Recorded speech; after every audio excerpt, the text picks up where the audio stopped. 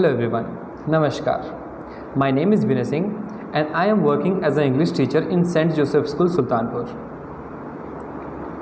मैं ये छोटा सा मैसेज वीडियो या थैंक यू वीडियो भी बोल सकते हैं उन सभी टीचर्स के लिए, उन डॉक्टर्स के लिए, पुलिसमैन के लिए, या जो भी कोरोना वॉरियर्स हैं, जो भी कोरोना वॉरियर्स के रूप में काम कर रहे हैं हमारे देश में, हमारे इंसानियत को ज़िंदा रखने की कोशिश कर रहे हैं, अपनी पूरी जी जान लगा रहे हैं, उन लोग के लिए लेकर आया हूँ। मैंने कहीं पर एक लाइन पढ़ी थी, लिखा हुआ था कि आपको पता है मंदिरों में, गुरुद्वारों में, मस्जिदों में ताले क्यों लगे हुए हैं? क्योंकि भगवान या अल्लाह जो भी हैं वो सभी इस समय हॉस्पिटल्स में अपनों की मदद करने के लिए गए हैं। जिस तरह से सारे टीचर्स, सारे डॉक्टर्स, पुलिसमैन ये दिन रात एक करके मेहनत कर रहे हैं, ये सब हम ही लोग के लिए कर रहे हैं, है ना? तो हम सबसे पहले उन्हें थैंक्स कहते हैं। टीचर्स को मैं थैंक्स इसलिए कहता हूँ क्योंकि टीचर्स अपनी पूरी एफ़र्ट दे रहे हैं। घर पे वो चाहे ऑनलाइन क्लासेस की बात हो या फिर वीडियो कॉल करके बच्चों को पढ़ाने की बात हो, कुछ भी एक्सप्लेन करने की बात हो, तो वो जो टीचर है वो ये नहीं चाह रहा है कि जो उसका बच्चा है उसका कोई भी कोर्स छूटे, है ना? तो वो जितना भी मेहनत हो रहा है कर रहे हैं।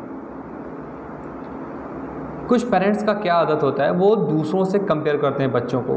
कभी कभी मैंने देखा है कि वो बोलते हैं कि उनके बेटे को देखो वो ऐसा कर रहा है, उनके बेटे को देखो वो इतना अच्छा नंबर ला रहा है, आप क्यों नहीं कर रहे हो, ये कर रहे हो, वो कर रहे हो, ऐसा वैसा तो सुनाते रहते हैं बच्चों को। मैं उनके लिए एक छोटी सी कहानी बस बताना चाहता हूँ। ध्यान से सुनिएगा, समझिएगा इस कहानी में मैं क्या कहना चाह रहा हूँ।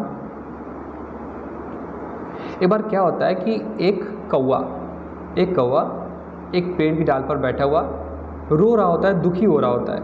नीचे से एक सन्यासी गुजर रहे होते हैं तो उसके आंसू सन्यासी के पैर पर पड़ते हैं। सन्यासी ऊपर देखते हैं तो देखते हैं कौवा ऊपर रो रहा होता है, तो उससे पूछते हैं कि भाई क्या बात है, आप क्यों रो रहे हो?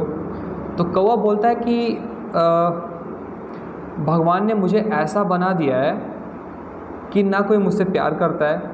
मैं जहाँ भी जाता हूँ, किसी घर पे बैठता हूँ, काँव काँव चिल्लाता हूँ तो लोग डंडे से या दूर से मुझे भगाने की कोशिश करते हैं। कोई मुझे आके प्यार से खाना तक नहीं खिलाता। लोगों के यहाँ श्राद्ध होते हैं, फिर मुझे पूछा जाता है खाने के लिए, फिर उस टाइम मुझे खिलाया जाता है। कोई मुझे पालता नहीं। मैं काला सा हूँ अपने रंग को लेकर के, इतना वो सैड था, दुखी था। तो ये सब बोल करके वो कहता है कि मुझे ऐसा है कि आप कुछ ऐसा कर दो कि मैं हंस की तरह बन जाऊँ।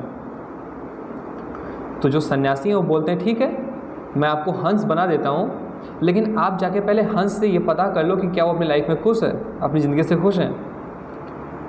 तो कौवा क्या करता है, हंस के पास जाता है, हंस को देखता है, कहता है अरे वाह हंस भाई, आप तो इतने सुंदर से दिखते हो, नदी में रहते हो, तैरते रहते हो, लोग आपको देख के इतना खुश होते हैं। तो जो हंस होता है वो बोलता है कि नहीं, मैं अपने लाइफ से, अपनी ज़िंदगी से बहुत दुखी हूँ, मुझे कोई खुशी नहीं है। क्योंकि लोग आते हैं, दूर से देखते हैं, फ़ोटो खींचते हैं, पता नहीं चलता पानी की फ़ोटो खींच रहे हैं, मेरी फ़ोटो खींच रहे हैं। और जो मेरा रंग है सफ़ेद रंग का, वो भी उस टाइम काम आता है जब लोग मर जाते हैं, कफन के काम आता है। ऐसे रंग का मैं हूँ, तो मुझे भी अपनी ज़िंदगी से इतना अच्छा नहीं है, मोह नहीं है। मैं भी अगर मुझे भी काश ऐसा कोई मिल जाता जो मुझे चेंज कर देता, किसी दूसरे की तरह बना देता। तो कौवा और हंस दोनों फिर उसी सन्यासी के पास वापस आते हैं। वो फिर से उनसे ये रिक्वेस्ट करते हैं कि मुझे चेंज कर दो, मुझे किसी और की तरह बना दो। सन्यासी बोलते हैं कि ठीक है, फिर आपको जिसकी तरह बनना है बोलो। तो वो लोग बोलते हैं मुझे तोते की तरह बना दो। उसका क्या रंग होता है, उसे लोग प्यार करते हैं, घरों में पालते हैं। फिर उसके बाद वो बोलते हैं ठीक है, मैं आपको तोते की तरह बना दूंगा, लेकिन आप जाके पहले तोते से पता कराओ क्या वो अपनी ज़िंदगी में खुश है, उसे एक बार मिलाओ। तो हंस और कौवा दोनों जाते हैं तोते के पास। एक ऐसे जंगल में जाते हैं जहाँ पर बहुत सारे तोते होते हैं। तो एक पेड़ पर जाते हैं, देखते हैं वो लोग, उस पेड़ का 3-4 चक्कर लगाते हैं, तब एक उन्हें तोता दिख जाता है। तोते से बोलते हैं वो दोनों, वाह तोता भाई, तुम्हारी कितनी अच्छी ज़िंदगी है, तुम्हारा कितना खूबसूरत रंग है, तुम्हें लोग पालते हैं, तुम्हें लोग खाने खिलाते हैं, लोग बादाम तक खिलाते हैं आपको। तोता बोलता है मैं खुश नहीं हूँ अपनी ज़िंदगी में, क्योंकि पहले तो तुम ये देखो, मैं हरे रंग का हूँ, मैं पेड़ में छुप ही जाता हूँ, कोई मुझे देख भी नहीं पाता। और इस तरह से वो बोलता है कि बहुत सारी कठिनाइयों का ऐसा मुझे भी सामना करना पड़ता है, मैं खुश नहीं रहता हूँ अपनी ज़िंदगी में। फिर वो लोग कहते हैं कि ठीक है, हम चलते हैं सन्यासी जी के पास। तो फिर वो तीनों वापस आ जाते हैं सन्यासी जी के पास। फिर सन्यासी बोलते हैं ठीक है अब क्या हुआ, तो वो बोलते हैं कि मुझे मोर बनना है। वो बोलते हैं फिर से ये चीज़ कि ठीक है आप जाके सबसे बोल दो या मोर से जाकर के एक बार मिलाओ, अगर आपको देखो आपको लगे कि हाँ आप मोर बनना चाहते हो, ये अच्छा होगा आपके लिए कि नहीं होगा।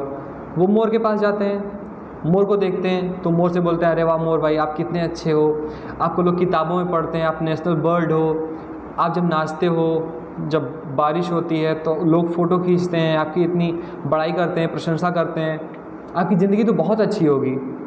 तो इस पर मोर बोलता है ये कौन बोला? आपको पता है इतने शिकारी हर दिन आते हैं शिकार करने, मोर को ये तक नहीं पता होता है कि मैं अगले दिन ज़िंदा रहूँगी, अगले दिन छोड़ो मैं अगले क्षण ज़िंदा रहूँगा या नहीं रहूँगा। तो इस बारे में ये उसका कहना था कि मैं भी अपने लाइफ में खुश नहीं हूँ, है ना। तो कौवा झुंझला के पूछता है आखिर खुश कौन है अपनी ज़िंदगी में? तो बोलता है कि आखिर कौवे को क्या दिक्कत है, ना कोई मारना चाहेगा, ना कोई पालना चाहेगा, ना कोई करीब आना चाहेगा, वो जो मर्जी वो करेगा, जहाँ मर्जी वहाँ जाए। तो इस तरह से कौवे को उसकी ज़िंदगी सबसे बेहतर बताई गई सभी पक्षियों द्वारा। तो कहने का मतलब ये है कि सभी अपनी अपनी तरह पे अपनी अपनी जगह पे यूनिक होते हैं, सभी अपनी अपनी जगह पे बेस्ट होते हैं अपने आप में, बस उन्हें समझाने की ज़रूरत होती है।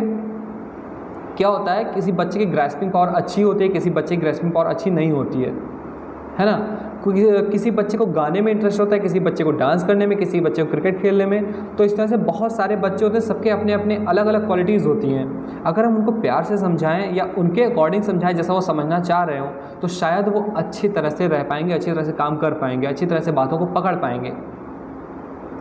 तो जो पेरेंट्स को ये लगता है कि नहीं मेरा बच्चा कमज़ोर है, पढ़ नहीं पाता है या ऐसा कुछ सीन है, तो उनसे यही रिक्वेस्ट है हैव पेशेंस, और रिज़ल्ट बहुत जल्द आपके सामने आएगा। बच्चे आपके मेहनत करते हैं, ऐसा नहीं है कि आपके कहने पर बच्चे आपको अनसुना करते हैं, बच्चे आपके बहुत मेहनत करते हैं। एक बात याद रखिएगा, घर में जो सबसे छोटा होता है वो यही चाहता है हमेशा कि मैं कुछ ऐसा करूं कि पूरे घर वाले कहें देखो सबसे छोटा बच्चा है सबसे, और उसने ऐसा काम किया, उसने ऐसा किया, उसकी बड़ाई हो सब पूरे घर में।